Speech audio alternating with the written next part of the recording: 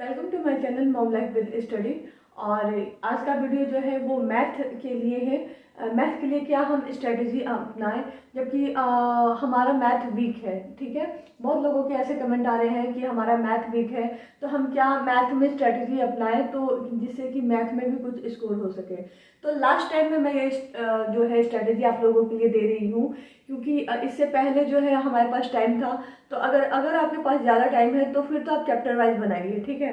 लेकिन आप chapter wise बिल्कुल आप गिव अप कर चुके हैं कि अब हमसे जो है चैप्टर वाइज नहीं बनेगा।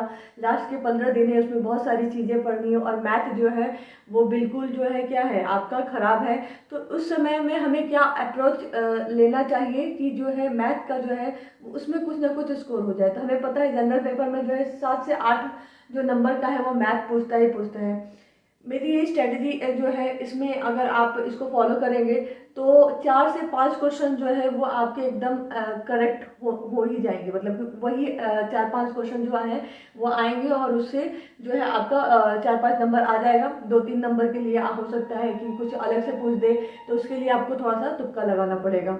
तो बाकी आपका अलग। तो मैथ की स्ट्रेटजी के लिए मैंने सबसे पहले मैं ये बताऊंगी कि जो बीपीएससी का जो प्रीवियस ईयर का है, ठीक है, टीआरई 1 और टीआरई 2, प्रीवियस ईयर का जो पेपर है टीआरई 1 और टीआरई 2 का, ठीक है, इसके आप क्वेश्चन उठाइए और जनरल पेपर जितने भी हुए हैं, मतलब कि जैसे कि टीआरई 1 में जो है 1 to 5 के लिए हुआ होगा, तो टीआरई 1 का भी हुआ है, टीआरई 2 का भी हुआ है। ये 2 पेपर हो गए आपके पास। फिर 6 to 8 के लिए टीआरई 1 में नहीं हुआ था और टीआरई 2 में हुआ था। फिर 9 to 10 के लिए जो है टीआरई 1 में भी हुआ है, टीआरई 2 में हुआ है, और 11 to 12 के लिए भी टीआरई 1 में हुआ है, टीआरई 2 में हुआ है।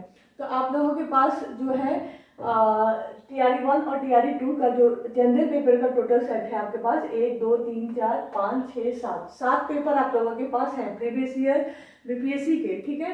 तो ये सातों के जो पेपर हैं इनके जनरल पेपर के जितने भी मैथ्स आप लोग आए हुए हैं, ठीक है, जितने भी तरह के मैथ्स है, कम से कम वो मैथ आप लोग बना जाइए, ताकि इस टाइप के जो मैथ्स पूछे तो वो आपका गलत नहीं होना चाहिए।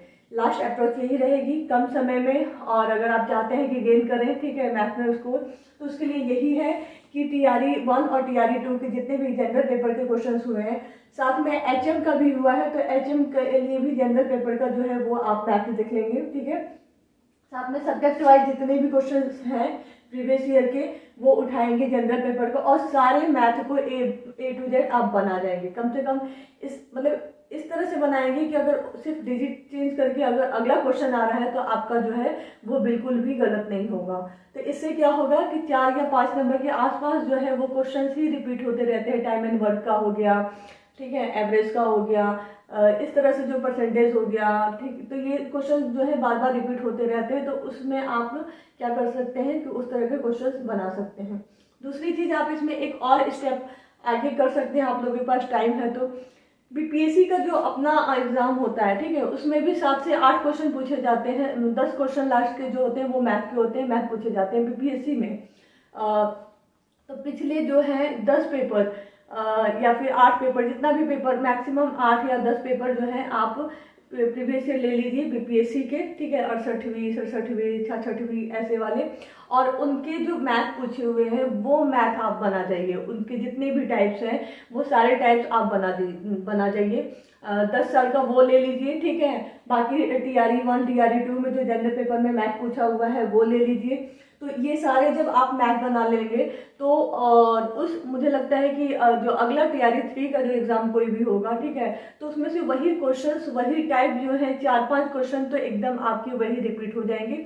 हो सकता है डिजिट चेंज हो, तो इसलिए आप ये तो करिए ही, ठीक। और अगर आपके पास टाइम है तो कोई इंपॉर्टेंट चैप्टर्स जैसे टाइम एंड वर्क हो गया, ठीक है, परसेंटेज हो गया, फिर मेंसुरेशन का चैप्टर था, ये सारे चैप्टर आप नॉर्मल देख के जाइए, जिससे कि मतलब मैक्सिमम क्वेश्चन जो होते हैं 1 या 2 जरूर हर चैप्टर से एक क्वेश्चन जो है ये सारे जो टॉपिक्स हैं इनसे आते ही आते हैं।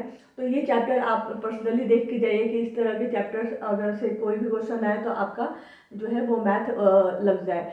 तो यही स्ट्रैटेजी है। मैथ मैथ के लिए आप लोग लास्ट के 15 दिन में ये लेके चल सकते हो। एंड डेफिनेटली मैं कह सकती हूँ कि आपके 8 नंबर का अगर मैथ है तो उसमें से 4 और 5 नंबर का मैथ आप एकदम 100% सही करके आएंगे।